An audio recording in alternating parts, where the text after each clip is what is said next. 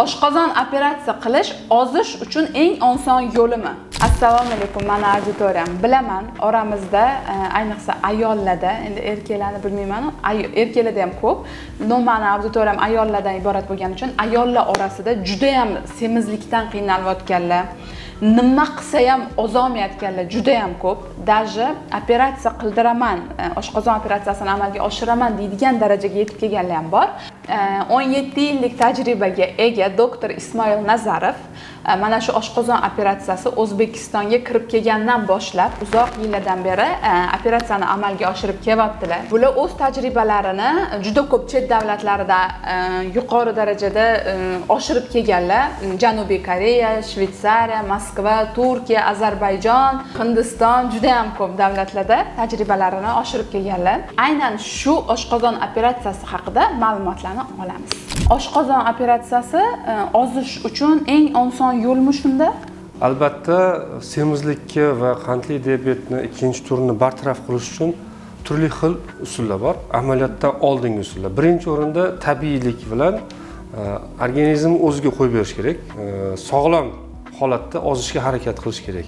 Ya'ni amaliyot bu amaliyot, o'ziga yarasha jarrohlik amaliyotlari organizmda stress yoki travma keltirishi mumkin. Shuning uchun birinchi o'rinda aytamizki, bemorlarimizga semizlik birinchi, ikkinchi, uchinchi va undan yuqori darajada rivojlanganda avvalambor tabiiy yo'l bilan harakat qiling.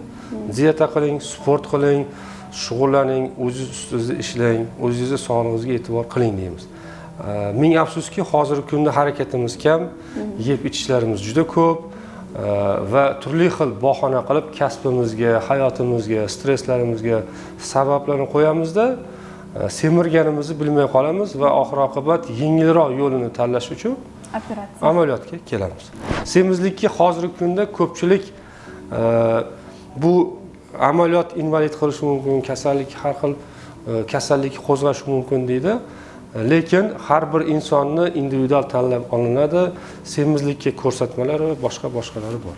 Shunga qarab turib tavsiya etiladi. Oldingizga kelgan, xohlagan odamni operatsiya qilish mumkinmi yoki o'zini ma'lum bir kilosi bormi?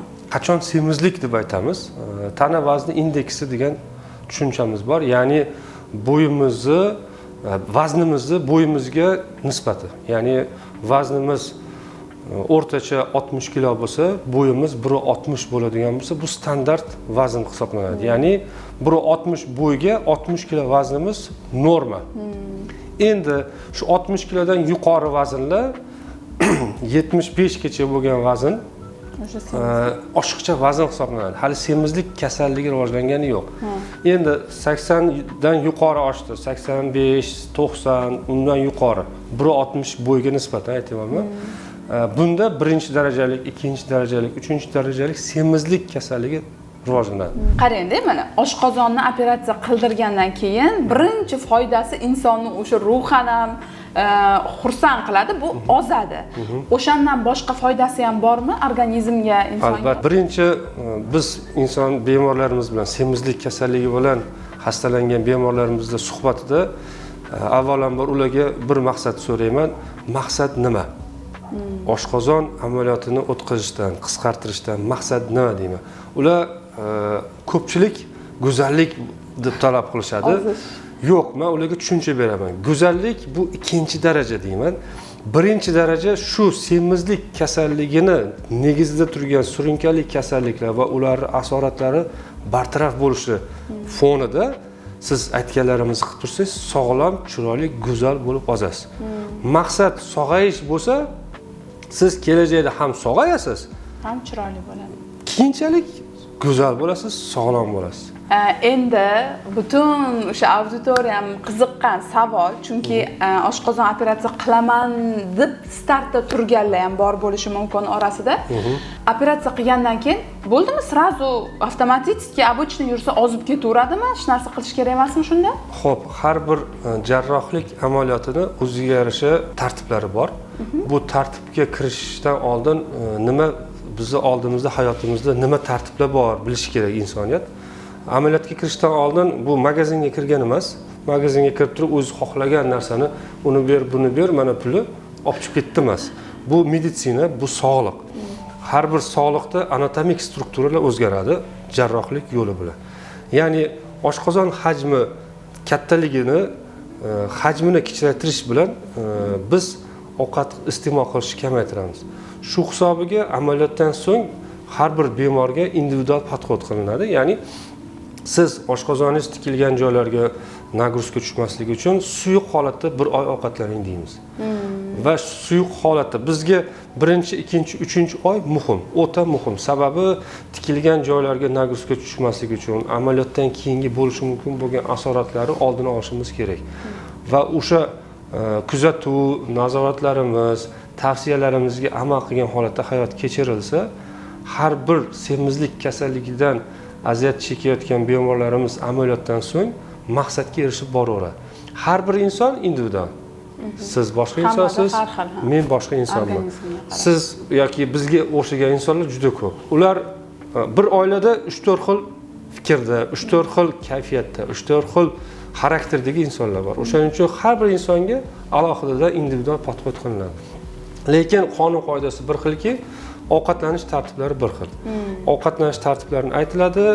1 oy, 2 oy, 3 oy nazoratda kuchli qilinadi, dieta bo'yicha, keyin odatiy rejimga o'tiladi, oz-ozdan tez-tez ovqatlanadi. Va kun sayin harakatlarimizni ko'paytirganimiz sayin tanada yig'ilgan yog'lar parchalanishi va vazn ketishi oshib boraveradi. Mana qarang-da, hozir ko'pchilikning o'rnidan savolni beraman. Ko'pchilik qiziqqan. Oshqozon operatsiya qildirsam zo'r bo'ldi, ozib olaman, shu bilan semirmayman yoki bo'lmasam qo'rquvli ham bo'ladi. Ozib ketavermaymanmi to'xtovsiz? Siz mana ko'p baribir operatsiyalar o'tkazgansiz. Bemorlaringizda qanaqa hayotida o'zgarishlar bo'lgan? Ozishi to'xtovsiz bo'lganlar bormi yoki ozmay qolganlar ham bormi? O'sha haqida ham ozgina. Albatta bu amaliyotdan so'ng juda ko'p natijalarimiz bor. Bu amaliyotni o'tkazishimizdan bois semizlik kasallik bartaraf qilish. Oshiqcha vazn 30 kg, 25, 30, 40, 50, 60, 100, 150 kg oshiqcha vaznlar ham bo'lgan. Bularni bartaraf qilayotgan davrda bemorlarimizda juda ko'p o'zgarishlar bo'ladi. Avvalambor shu semizlik kasalligidan aziyat chekayotgan va uni asoratlaridan aziyat chekayotgan bemorlarimiz yaqqol sezishadi. Ya'ni bosh og'rig'i, uyquni buzilishi, qon bosimining ko'tarilishi, yurak sohasida og'riq, bel sohasida og'riq, tizza bo'g'imlarida og'riq, hansirash, nafas tiqilib qolish, oddiygina o'zini paypog'ini, hojatga kirgandagi hojatlarni qilishga qiynaladi. Bu noqulayliklar va bu shikoyatlar amaliyotdan so'ng birinchi, ikkinchi kundan qisqa muddat ichida bartaraf bo'lish boshlaydi. Ko'p bemorlarimiz uyqum yaxshi bo'ldi. Oldin uyquga to'ymasdim, yarim kechada uyg'onib ketardim. Nafasimga tiqilib qolib uyg'onardim. Semizligidan. Semizlikki qancha darajasi ko'p bo'lsa, shuncha shikoyatlar ko'payadi. Nafasim hansirab qolardim, 50 metr yura olmasdim derdi. Bu kasallikka shikoyatlari kunma-kun bartaraf bo'laveradi semizlik, vazn yo'qotilish bilan. Erkaklar va ayollarda semizlik bo'ladigan bo'lsa, turmush qurgandan keyin bepushtliklar bo'ladi.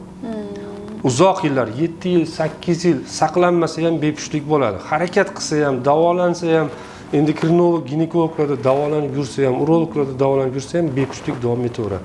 Buni negizida semizlik yotgan bo'ladi. Amaliyotdan so'ng aksariyat ayollarimiz qonun bo'yicha, standart bo'yicha aytamiz, 1 yilgacha homilador bo'lish mumkin emas deymiz. Ular odatiy 7 yil, 8 yil, 10 yildan beri homilador bo'lmayman-ku deb saqlanishmaydi, doktor aytaveradi deydi. Chunki bo'lmaydi deb o'ylashadi. Lekin ming afsuski, 3 oy, 4 oydan keyin gormonal o'zgarishlar hammasi joyiga kelib, kutilmaganda homilador bo'lib qolishadi. O'zingizlar eshitdinglar, oshqozon operatsiyasi bu juda ham qo'rqinchli operatsiya emas ekan. Shu yoqqa kelib o'zim ham eshitib bildim.